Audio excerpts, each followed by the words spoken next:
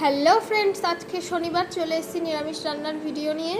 তো ভিডিওটা কবে পোস্ট করব জানি না, তবে ভিডিওটা করে রাখলাম। এই যে কাঁকরোল, যেটা আমি অনেক ছোটোবেলায় খেয়েছি, আমি কোনো দিন রান্না করে খাইনি, তাই আমার জেঠির কাছ থেকে শুনে এসে রান্না করব।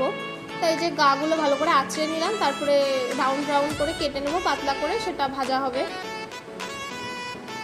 তো কাঁকরোলগুলো কেটে নেবো। এখানে আজকে রান্না হবে টমেটো দিয়ে মুসুর ডাল। মুসুর ডালটা সেদ্ধ বসিয়েছি, আর ওদিকে ভাত হচ্ছে।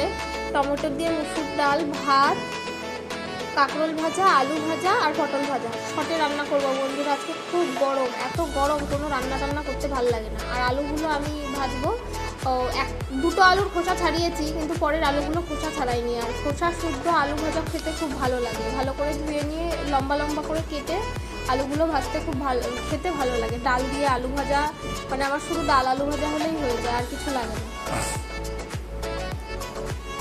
আর পটল এনেছিলাম জেঠিদের বাড়ির থেকে, আমার জেঠুর জমির পটল, একদম ন্যাচারাল। তো তোমাদের শনিবারে কার কার বাড়ি ভেজ কি রান্না হয় বলো। ভেজ আমার সেরকম কিছু খুঁজে পাই না। পনির নাই সয়াবিন, এর বাইরে ডাল, মিক্সড ভেজ, এইসবের বাইরে তো আমি কিছু খুঁজে পাই না। আর রান্না করতে এর প্রবলেম নেই, কিন্তু এই রোজ কি রান্না করব, এটা খুব একটা বড় প্রবলেম বন্ধুরা। তা তোমাদের কার কার এটা হয় জানিও।